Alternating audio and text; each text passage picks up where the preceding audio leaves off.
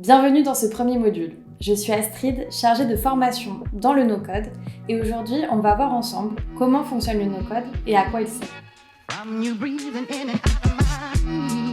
Vous en avez déjà peut-être entendu parler, le no-code s'invite dans notre quotidien, de la gestion de nos recettes de cuisine au développement de sites internet ou d'applications plus complexes.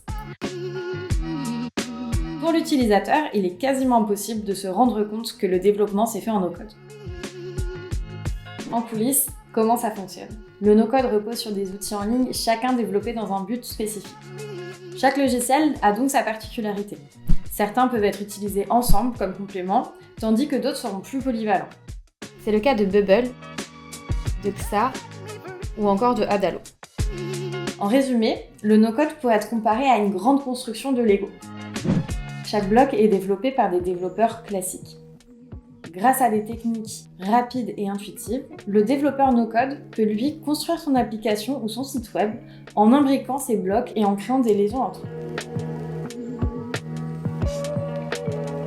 Je vous propose de regarder un exemple avec ça. C'est un outil no-code polyvalent avec des serveurs hébergés en France qui permet le développement d'applications. La logique est basée sur le drag and drop, donc soit le glisser-déposer, et sur des automatisations. Là où le code aurait nécessité certainement des centaines, voire des milliers de lignes de code, ici je peux me concentrer vraiment sur l'expérience utilisateur et répondre aux besoins en utilisant des blocs précodés, comme on l'a vu tout à l'heure.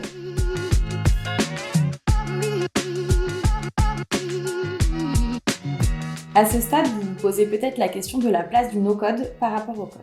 Par essence, il faut savoir que les logiciels no-code sont développés et maintenus par des codeurs. Globalement, le no-code permet d'automatiser des tâches simples et d'éviter aux codeurs de faire des tâches trop répétitives pour qu'ils puissent en fait se consacrer à des tâches plus complexes et au développement d'autres applications. Le no-code offre plusieurs avantages. Il permet de réduire le temps de développement, de diminuer les coûts et de rendre la technologie plus accessible. J'espère que cette introduction vous a donné un bon aperçu du potentiel du no-code et surtout que ça vous a donné envie d'en savoir plus. On va se retrouver dans le prochain module pour savoir un petit peu plus quels sont les différents logiciels et quelles sont leurs utilités.